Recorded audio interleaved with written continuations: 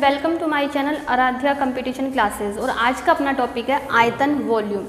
आयतन देखिए क्या होता है। आयतन सिर्फ अपने 3D आकृतियों के अंतर्गत ही आता है। 3D आकृतियाँ मतलब जिनमें लंबाई, चौड़ाई और ऊंचाई तीनों चीज़ें मिलती हो हमें, है ना। अब ऐसी आकृतियाँ कौन सी होती हैं? ऐसी आकृतियों का जो हम चित्र इस पर वास्तविक चित्र नहीं बना सकते। जैसे कि एक बेलनाकार आकृति है, अब मैंने उस बेलनाकार आकृति का चित्र बना दिया पाइप का, है ना, लेकिन इसका जो ऊंचाई है वो इसमें मैं दर्शा नहीं सकती। बस अपन उसे महसूस ही कर सकते हैं कि हाँ ये एक बेलनाकार पाइप है, तो ये लंबाई, चौड़ाई और ऊंचाई तीनों इसमें होंगी, है ना, हम सोच ही सकते हैं।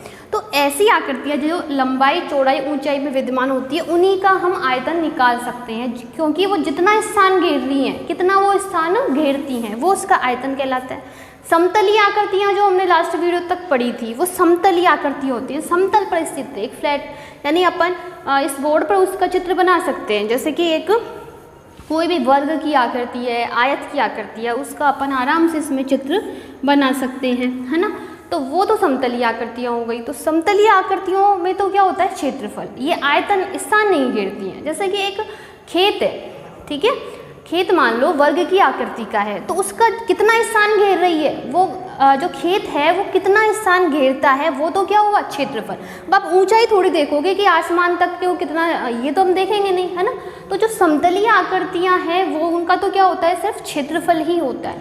और जो 3D आकृतियाँ होती हैं, समतलीय आकृतियों को आप 2D बोल सकते हो, 2D आकृतियाँ, तो और जो 3D आकृतियाँ हैं उनका क्या होता है, आयतन होता है। क्षेत्रफल भी होता है। क्षेत्रफल मैं बताऊंगी कि क्षेत्रफल क्या होता है, किस प्रकार से। क्षेत्रफल होता है इनके चारों तरफ का, पार्श्व-पृष्ठीय क्षेत्रफल। जैसे कि हमको पाइप है, बेलनाकार पाइप है, इसके चारों तरफ हमको पेंट कराना है, ठीक है, चारों तरफ पेंट कराना है। तो पेंट को अंदर भरना थोड़ी है, भरना नहीं है, हमको सिर्फ उसके चारों तरफ पेंट करना है। तो उसके लिए हम क्या निकालेंगे, उसका पार्श्व-पृष्ठीय क्षेत्रफल निकालेंगे। तो क्षेत्रफल, तो जब हम किसी चीज़ का चारों तरफ पेंट करना होता है, उस पर कलर करना होता है, तब तो क्षेत्रफल निकालेंगे।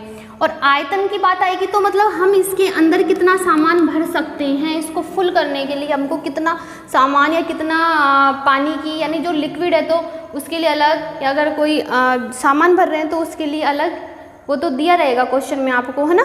तो कितना हम भर सकते हैं वो क्या होगा, इसका आयतन कहलाएगा। अब इसकी आकृतियों की बात करते हैं अपन।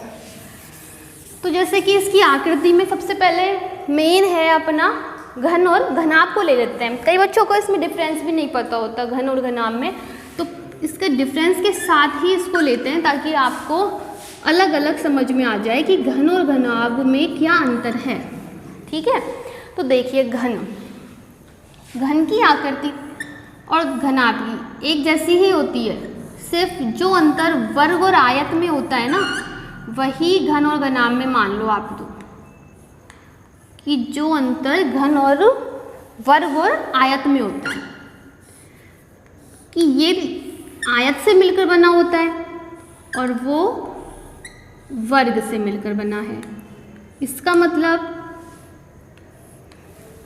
मतलब हुआ कि वर्ग की जो चारों तरफ की जो फलक बोलते हैं, चारों तरफ के फलक समान होते हैं, लंबाई, चौड़ाई, ऊंचाई, तीनों चीज़ यदि समान है तो वो आकृति घन की हो गई। और जिसकी लंबाई, चौड़ाई और ऊंचाई तीनों अलग अलग है तो वो आकृति क्या हो गई, घनाभ की, ठीक है। तो इसमें आपको देखने में समझ में आ रहा होगा, ये तो लंबाई हो गई, ये इसकी चौड़ाई हो गई और ये इसकी ऊंचाई हो गई, है ना। 3 चीज़ होती है इसमें। अब घन में क्योंकि तीनों चीज़ समान होती है इसलिए हम वर्ग की तरह ही इसको क्या बोलेंगे, भुजा बोलेंगे। इसमें कोई चक्कर ही नहीं है अपना लंबाई, चौड़ाई, ऊंचाई का, इसलिए इसकी लंबाई, चौड़ाई, ऊंचाई तीनों ही क्या है, भुजा। तो यानी इसके फॉर्मूले में भुजा ही नाम आएगा और घनाभ के फॉर्मूले में लंबाई, चौड़ाई, ऊंचाई आपको देखने को मिलेगी। तो इससे आपको अंतर महसूस हो जाएगा कि ये तो घन है और ये घनाभ है। अब दूसरी बात आती है कि बेसिक से जो चीज़ें दोनों में होती हैं, जो है ना, कि पूछ लिया जाता है एग्जाम में, छोटा सा क्वेश्चन आ जाता है कि बताइए घनाभ के कितने शीर्ष होते हैं, कितने फलक होते हैं, कितने किनारे होते हैं, और उसमें भी हम गलती कर जाते हैं छोटे छोटे क्वेश्चंस में। तो देखिए इसकी आकृति को यदि आपने समझ लिया तो कभी गलती नहीं होगी। एग्जाम में बैठ के बना लेना, 2 मिनट लगती है इसको ना, और आप गिन लोगे ना तो कभी क्वेश्चन आपका गलत नहीं होगा। तो देखिए जब अपन ने इसको बनाया, है ना, जैसे एक आयत बना लो और एक आयत और बना लो, और इस प्रकार से इसको मिला दो। ठीक है, अब इसके शीर्षों की बात आती है, शीर्ष यानी पॉइंट, है ना। तो देखिए 1 2 3 4, 4 तो ऊपर हो गए, 5 6 7 और 8, तो 8 तो इसमें क्या होते हैं, शीर्ष कोने। तो शीर्ष कितने हो गए इसके, 8 हो गए। ठीक है, जैसे हम कमरे की बात करें तो इस कमरे में कितने पॉइंट हैं, कितने पॉइंट है, जो कोने होंगे वो 1 2 3 4 और 4 ही सामने वाली दीवार पे, तो 4 और 4 कितने हो गए, 8 तो शीर्ष हो गए। ठीक है, जिन्हें वर्टेक्स बोलते हैं। अब देखिए इसके बाद आती है फलक की बात। फलक, फलक मतलब जो आयताकार भाग है, वर्गाकार भाग है, जैसे ये पूरी दीवार है तो ये क्या है, इसका फलक है ना, जिससे मिलकर ही बनाया। कोई भी बॉक्स है तो वो बॉक्स में कितने फलक होते हैं आपको भी पता है, आमने सामने, साइड में 2, 4 हो गए, एक नीचे एक ऊपर। जैसे इस कमरे की बात करें तो एक तो इसकी फर्श हो गई, एक इसकी छत हो गई, 2 तो ये हो गए, और चारों तरफ की 4 दीवारें, तो कितने हो गए, 6 हो गए। 6 फलक होते हैं। इसमें देखें तो ये 1, इधर का 2 3, एक ऊपर 4, और ये दिखेगा नहीं, ये मान के चलेंगे एक 5 इधर की तरफ है और एक 6 पीछे की तरफ है, तो कितने होते हैं, 6 इसके फलक हो गए।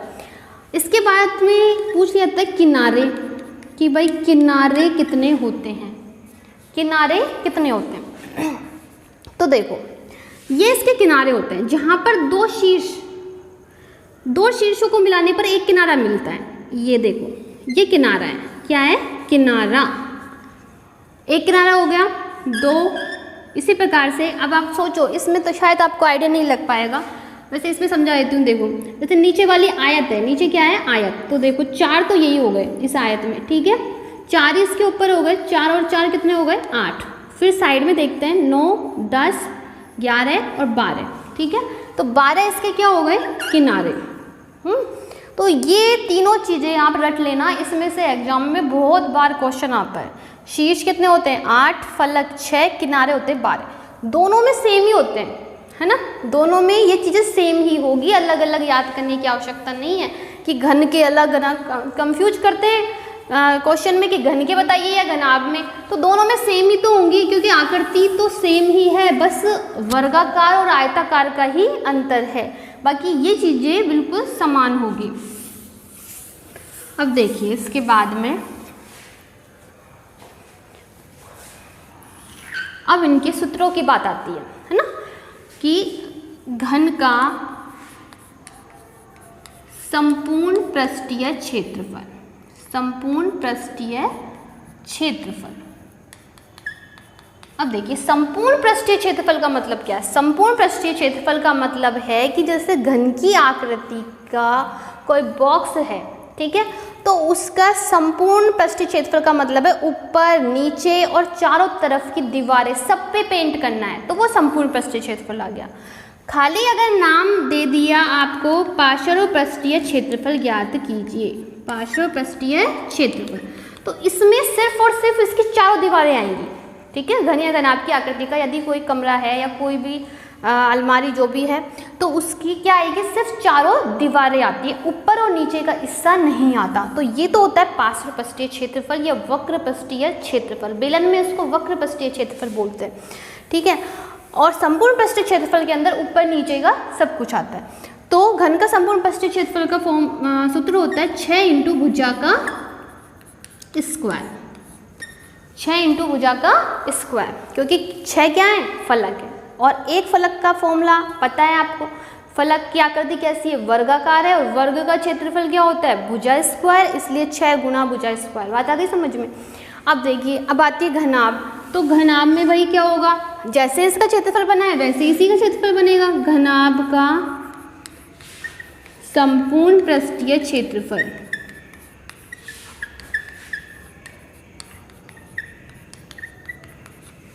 अब देखो नीचे की आकृति की बात करती हूँ तो आयत है, और आयत का क्षेत्रफल क्या होता है, लंबाई इंटू चौड़ाई। अब क्योंकि इसमें सभी लंबाई चौड़ाई थोड़ी है जो हम 6 से गुणा कर दें, इसमें ऊंचाई भी तो आ गई ना।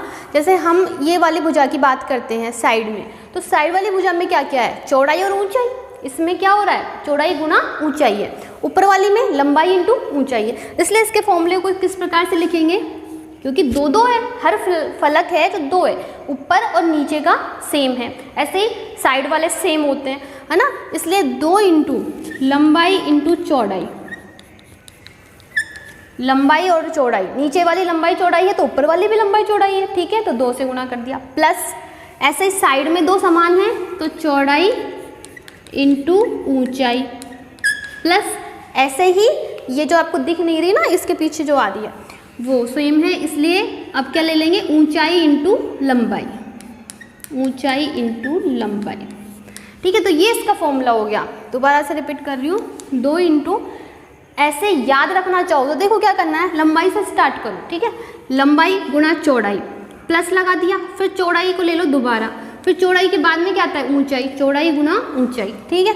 फिर ऊंचाई पे खत्म हुआ है तो ऊंचाई को ही दोबारा से ले लो और ऊंचाई इंटू लंबाई, यानी हर चीज़ को 2 बार लेना है अपन को, लंबाई 2 बार आ गई, चौड़ाई 2 बार आ गई और ऊंचाई भी 2 बार आ गई। इस प्रकार सिक्वेंस में भी याद कर सकते हैं उसको। तो घनाभ का संपूर्ण पृष्ठीय क्षेत्रफल हो गया आपका। जब खाली बात आती है पार्श्व पृष्ठीय क्षेत्रफल की, यानी चारों तरफ की दीवारों की, तो चारों तरफ की दीवारों के लिए आप क्या करोगे, एक हटा दो, एक हटा दो ना, चारों तरफ की दीवारें हैं यानी नीचे का हिस्सा नहीं है और ऊपर का हिस्सा नहीं है, यानी कौन सा नहीं है, लंबाई और चौड़ाई वाला, तो कौन सा हटाओगे, ये स्टार्टिंग वाला हटा देंगे, है ना, यही तो करेंगे। तो हमारा सूत्र क्या हो जाएगा, 2 इंटू चौड़ाई गुना ऊंचाई प्लस ऊंचाई इंटू लंबाई, यही होगा। ये किसका हो जाएगा, पार्श्व पृष्ठीय क्षेत्रफल का, पार्श्व पृष्ठीय क्षेत्रफल का, ठीक है। अच्छा, और जब घन में बात आती है पार्श्व पृष्ठीय घन का पार्श्व पृष्ठीय क्षेत्रफल, तो ये तो बहुत ईजी है, आप ही बता दोगे कि इसके 2 फलक कम हो गए, 4 ही रह गए, तो 6 की जगह क्या कर देंगे, 4 कर देंगे, 4 इंटू भुजा का स्क्वायर, ठीक है। क्षेत्रफल की बात हो गई खत्म। अब आती है आयतन की। घन का आयतन, घन का आयतन, देखो आयतन मैंने आपको स्टार्टिंग में बताया था कि जो वस्तु जितना स्थान घेरती है उसका आयतन कहलाती है। और सिंपल सा फॉर्मूला अगर आप भूल जाते हो एग्जाम में, तो किसी भी आकृति, कोई भी 3D आकृति, उसका जो आधार का क्षेत्रफल है ना उसको ऊंचाई से गुणा कर दो, आपको आयतन मिल जाएगा। क्या करना है, आधार। अब इसका आधार क्या है भाई, इसका आधार क्या है, वर्ग है, इसका आधार क्या है, वर्ग, और वर्ग का क्षेत्रफल क्या होता है, भुजा गुना भुजा, भुजा गुना भुजा, यही होता है ना। अब इसको हमको इसकी ऊंचाई से गुणा कर देना है, इसकी ऊंचाई का भी नाम भुजा ही है इसमें, है ना, घन में इसकी ऊंचाई का नाम भी क्या है, भुजा, तो इसको भुजा से गुणा कर देते हैं, तो ये इसका आयतन हो गया। क्या हो गया, इसका आयतन। तो घन का आयतन होता है भुजा का क्यूब, ये होता है घन का आयतन। वापिस से सुन लो, किसी भी आकृति के आधार के क्षेत्रफल को उसकी किससे, ऊंचाई से गुणा करने पर आपको क्या मिलेगा, उसका आयतन मिलेगा। तो अब घनाभ की बात आती है। घनाभ का जो आधार है वो कैसा है, आयताकार है ना। और आयत का क्षेत्रफल क्या होता है, लंबाई गुणा चौड़ाई, उसको किससे गुणा कर देना है, ऊंचाई से। इसका नाम ऊंचाई है, इसमें तो ऊंचाई का नाम, तो ऊंचाई से गुणा कर दो, तो लंबाई इंटू चौड़ाई इंटू ऊंचाई, ये क्या हो गया, घनाभ के आयतन का सूत्र।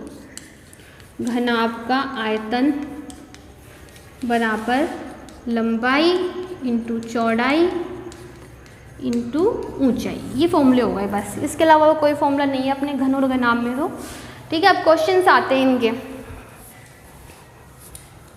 के बाद थर्ड आकृति आती है अपनी बेलन की।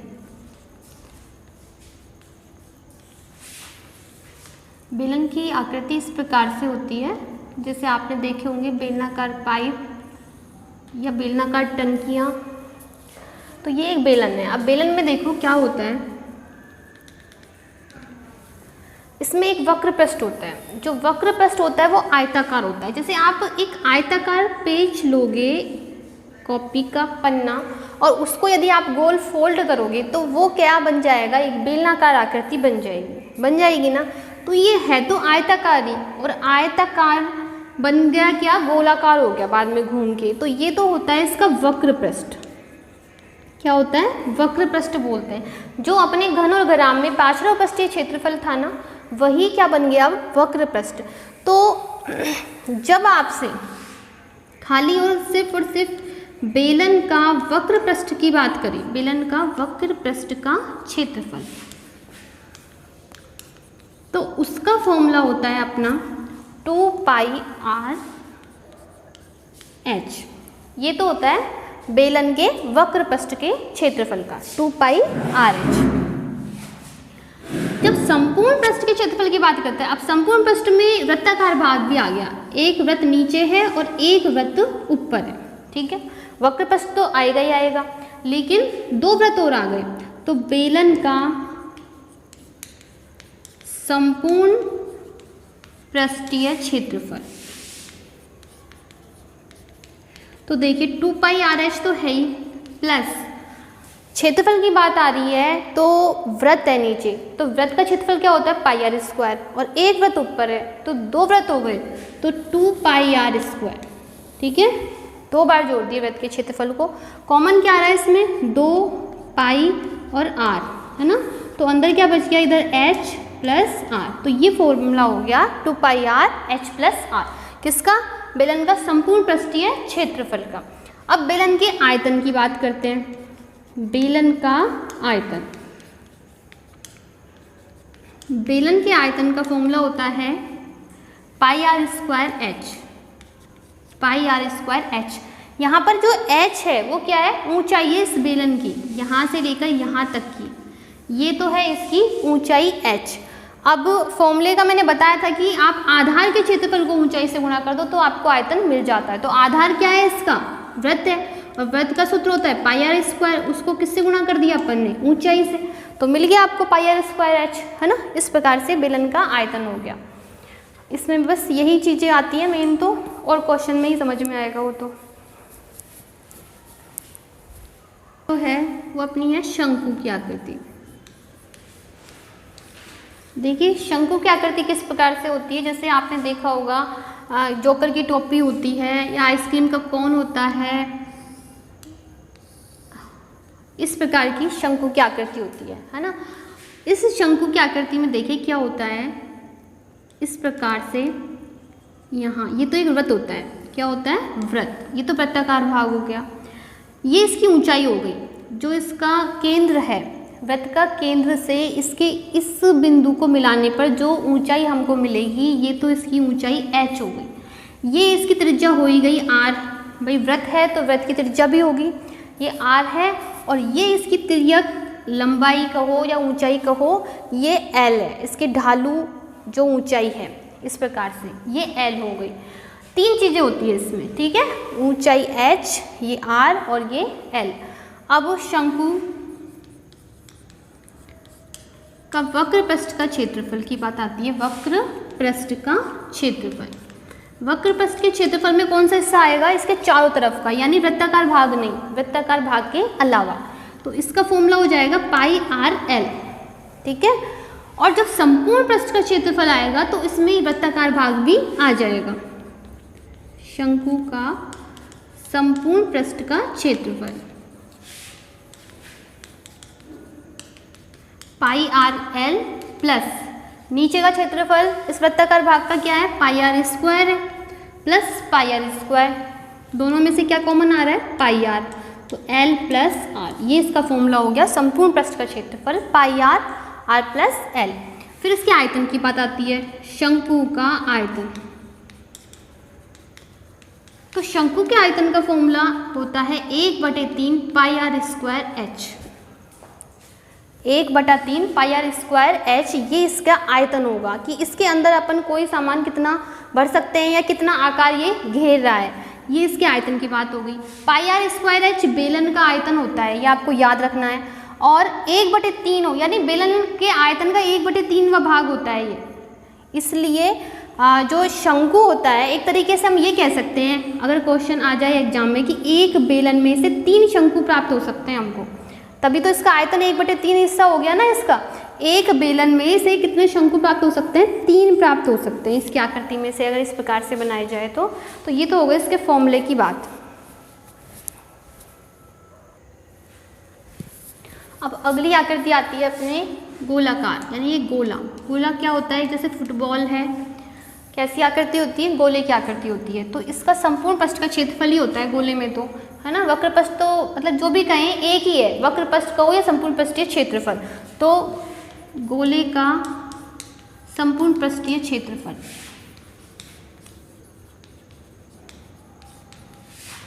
फॉर्मूला है 4πr²। और एक होगा गोले का आयतन, ये आपको याद रखना है। गोले का आयतन का सूत्र होता है 4/3 πr³। ठीक है। अब इसके बाद में क्वेश्चन अर्धगोला इसमें से पूछे जाते हैं। जैसे गोलाकार आकृति तो आप समझ रहे होंगे फुटबॉल की आकृति की इस प्रकार की हो गई, और अर्धगोले की बात करें यानी इसको आधा काट दें अपन, ठीक है, ये हो गया अर्धगोला। अब देखो अर्धगोले में से दो क्वेश्चन बनते हैं, यानी दो फॉर्मूले हो जाते हैं कि एक तो होता है सिर्फ अर्धगोले का क्षेत्रफल। जब खाली अर्धगोले का क्षेत्रफल की बात आती है तो इसके चारों तरफ का ये जो वक्र पृष्ठ है ना, इसका यही आएगा सिर्फ और सिर्फ। ये बीच का जो वृत्ताकार भाग है, ये ऊपर वाला, ऊपर जैसे अगर हम बीच में से नींबू को काटते हैं तो ऊपर का जो भाग है वो नहीं, सिर्फ उसके नीचे का हिस्सा चारों तरफ का। तो अर्धगोले का क्षेत्रफल तो इसका आधा कर देंगे अपन, तो क्या हो जाएगा 2πr²। लेकिन जब ऊपर का और ले लेंगे, जब संपूर्ण पृष्ठ का क्षेत्रफल की बात आ जाएगी, अर्धगोले का संपूर्ण पृष्ठ का क्षेत्रफल,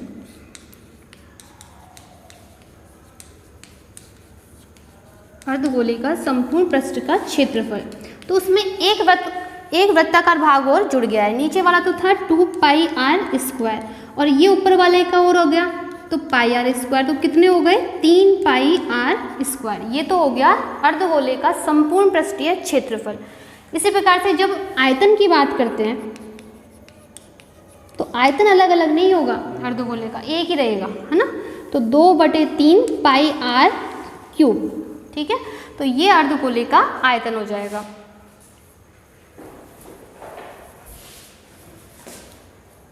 तो अपनी 3D आकृतियों के सारे क्षेत्रफल और आयतन के फॉर्मूले आज मैंने बता दिए हैं, और इसके जो क्वेश्चंस है वो अपन कल अगले वीडियो में देखेंगे। और इसके जो भी इम्पोर्टेंट क्वेश्चन होंगे, बहुत इंपॉर्टेंट क्वेश्चन है, आपको एग्जाम में उनमें से ज़रूर हेल्प मिलेगी, तो इसलिए उनको देखना। और अगर आपको मेरा वीडियो पसंद आया हो तो प्लीज़ लाइक कमेंट शेयर करें। धन्यवाद।